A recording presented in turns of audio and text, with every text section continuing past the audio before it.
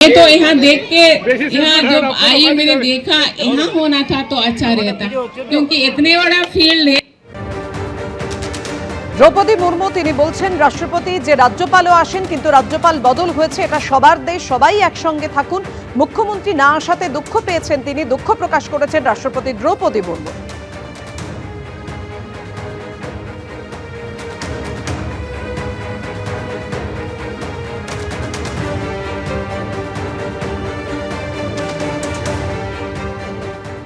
লজ্জার বিষয় বাংলার জন্য, এবং এরকম একটি নির্লজ্জ পার্টি তৃণমূল কংগ্রেস এবং নির্লজ্জ মুখ্যমন্ত্রী মমতা বন্দ্যোপাধ্যায় আছেন বলে আজকে বাংলাকে এরকম লজ্জার মুখে পড়তে হবে।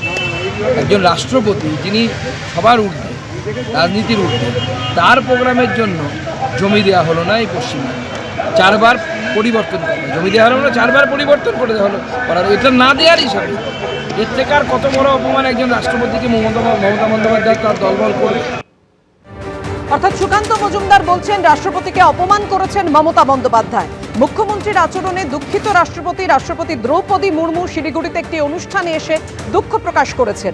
জানি না মনে কি আছে, উনিই জানেন, হয়তো ভেবেছিলেন এখানে কেউ আসবে না। আর কি বলেছেন দ্রৌপদী মুর্মু আরো একবার আপনাদের সামনে রাখুন।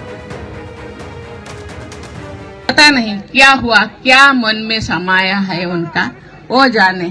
लेकिन मैं बहुत दुखी हूँ, लेकिन यहाँ आके बहुत खुश लगा कि वहाँ के लोग, वहाँ भी लोग क्योंकि बहुत दूर है वहाँ नहीं पहुँच पा रहे हैं। शायद उनके मन में था कोई ना आए और प्रेसिडेंट ऐसे ही घूम के चले जाए।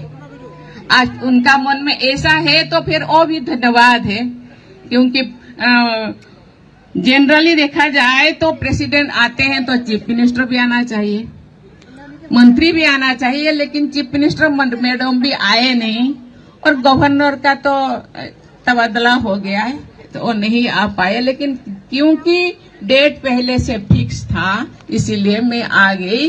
लेकिन कोई भी बात नहीं, मैं आप लोगों को बहुत बहुत धन्यवाद देना चाहती हूँ। 2 मिनट में आप इतने लोग, हजारों लोग यहाँ उपस्थित हुए, आपको बहुत बहुत धन्यवाद देना चाहती हूँ। और मिलजुल कर रहे, ये केवल संथाली या आदिवासी लोग नहीं, आदिवासी नॉन आदिवासी, हिंदी, बांग्ला, गोरखा, सब लोग मिलजुल कर रहे, ये सबका देश है, कोई नहीं। यहाँ तो इतनी पर्याप्त है, तो मुझे पता नहीं, लेकिन मैं भी बंगाल का ही बेटी हूँ। बंगाल में बहुत क्यों आने ही नहीं देते।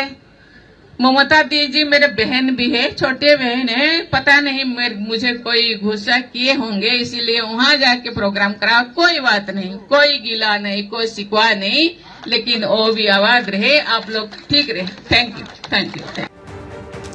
আর এই প্রসঙ্গে তৃণমূলের মুখপাত্র অরূপ চক্রবর্তী বলেছেন পশ্চিমবঙ্গে বর্তমান পরিস্থিতির জন্য বিজেপি এবং নির্বাচন কমিশন দায়ী।